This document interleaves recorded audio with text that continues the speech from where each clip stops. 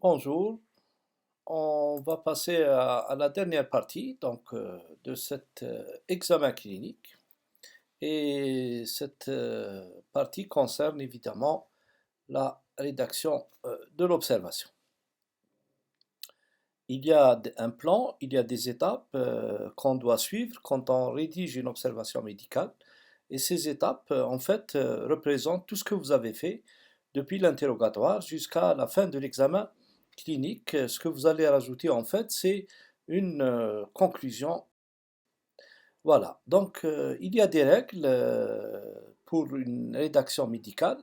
Et parmi celles-ci, il faudrait que ça soit fait en termes clairs, simples et précis, avec un vocabulaire simple. C'est-à-dire, il ne faut pas essayer de trouver des phrases compliquées, fantaisistes. C'est très important dans la mesure où il y aura des comptes rendus qui sont remis aux patients ou aux médecins traitants, et parfois on est tenu d'élaborer ou de rédiger une expertise, notamment judiciaire. Donc il ne faut pas qu'il y ait d'embrouille, il ne faut pas qu'il y ait de quiproquos ou de mots qui sont difficilement interprétables. Donc, la règle numéro 1, c'est des termes clairs, simples et précis. Ensuite, vous avez un ordre rigoureux à suivre. Vous commencez par l'état civil et les renseignements administratifs, le motif d'hospitalisation, l'histoire de la maladie, en essayant d'avoir une localisation des troubles, le début, quand, le siège, le mode d'installation, le rythme et la durée, la qualité des troubles, leur intensité, s'il y a un retentissement sur le quotidien, les facteurs qui aggravent ou soulagent ces symptômes et les manifestations qui sont associées. Après avoir fait tout ça, il faut passer aux antécédents personnels et familiaux. Donc, vous avez les antécédents médicaux chirurgicaux, les antécédents allergiques et chez la femme, les antécédents gynéco-obstétricaux, en précisant toujours la date des dernières règles. Comme je vous l'ai dit, durant le premier cours, il n'est pas question de prescrire un médicament ou une radiographie ou quelque chose de contre-indiqué chez une femme enceinte. Les traitements habituels ou occasionnels que reçoit votre patient et bien sûr les antécédents familiaux dus au premier degré, euh, c'est-à-dire les parents, les frères et sœurs et les grands-parents. On continue dans ces règles générales. Il faut donc préciser le mode de vie du patient, son contexte socio-professionnel, son contexte familial, il est marié, il est célibataire, il est veuf, il est divorcé, etc.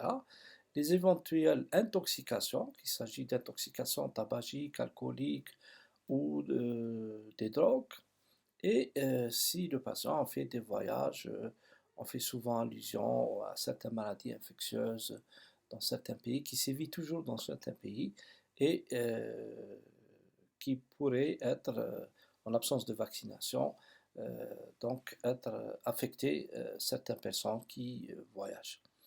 L'examen clinique, évidemment, vous allez mettre l'essentiel, de reporter ce que vous avez retrouvé sur votre examen clinique, le poids et les signes vitaux, l'apparence générale du patient, c'est-à-dire état général, conservé, altéré, assez bon, etc.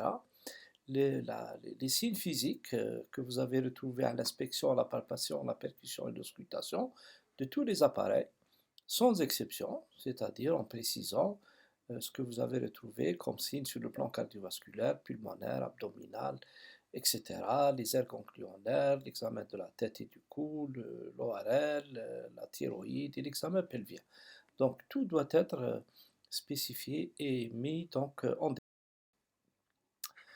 après, vous mettez une conclusion, donc vous essayez de synthétiser le problème en une courte phrase, et vous mettez une liste d'hypothèses diagnostiques par ordre de vraisemblance, c'est-à-dire on pense ou on évoque la possibilité de tel diagnostic.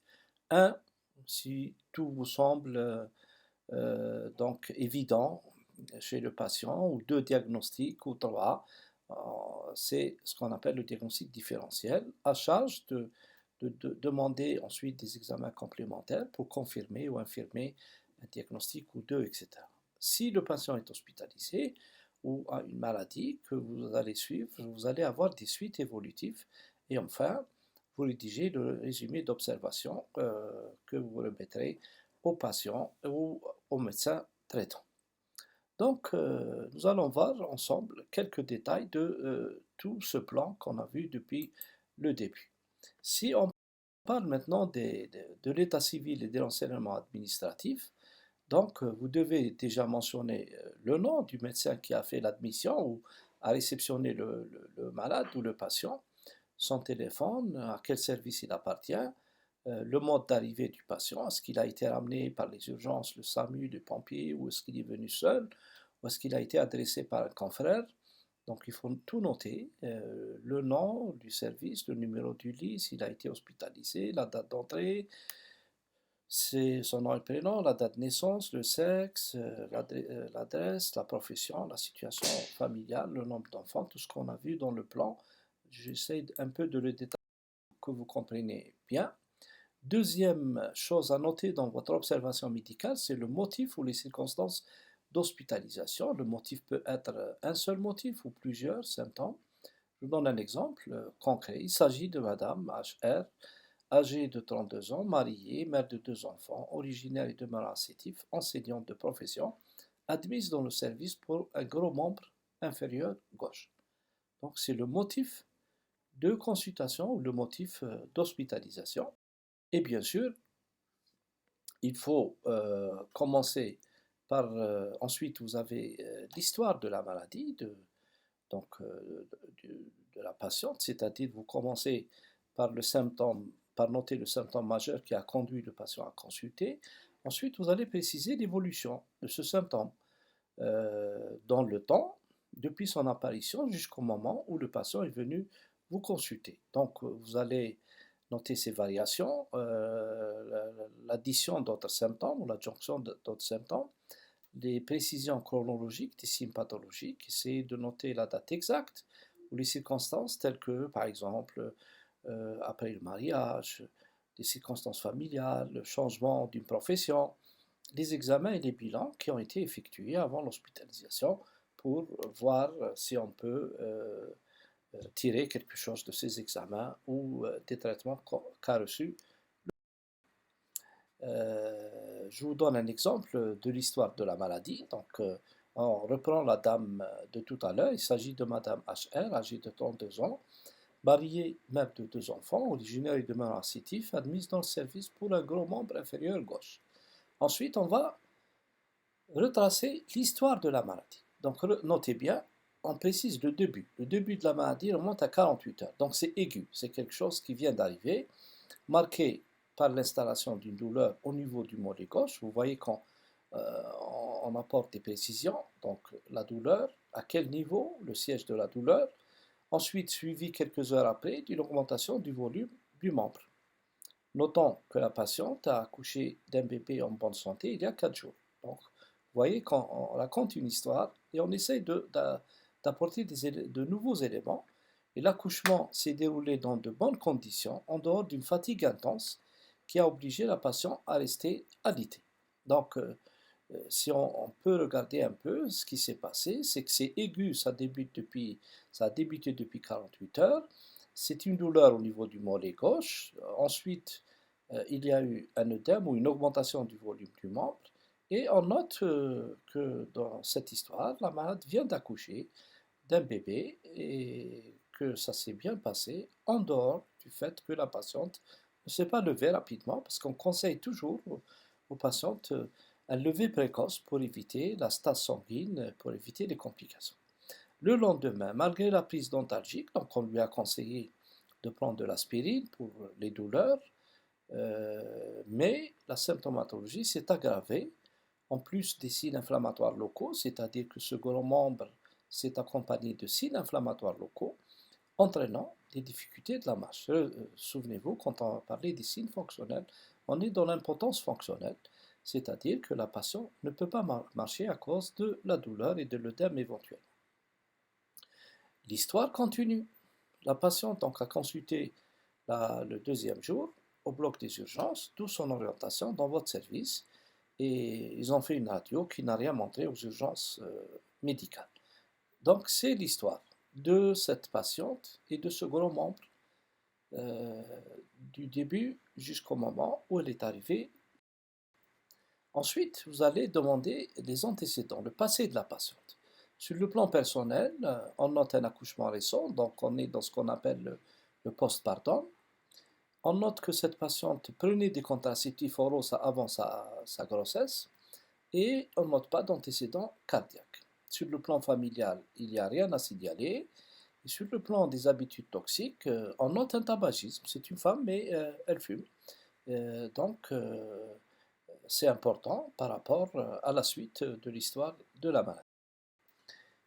Ensuite, après les antécédents, on note les éléments de l'examen clinique. Donc, vous notez tous les statuts général, cardiovasculaire, pleuropulmonaire, digestif, urogénital, neurologique, et tout ce qu'on a noté, et en plus l'examen précis du cœur, du gros membre, puisque vous allez prendre des mensurations, vous comparez avec le membre sain, parce que on a noté qu'il y a une augmentation du volume, donc objectivement, il faut prendre un mètre ruban et mesurer les deux membres à des niveaux différents pour objectiver cette augmentation du volume, noter des signes inflammatoires, rechercher une porte d'entrée infectieuse, rechercher une adénopathie satellite au niveau de la région inguinale, apprécier le ballottement du mollet, est-ce qu'il est présent ou l'a disparu, et puis rechercher le signe de Homans, c'est quand on fait une extension de la jambe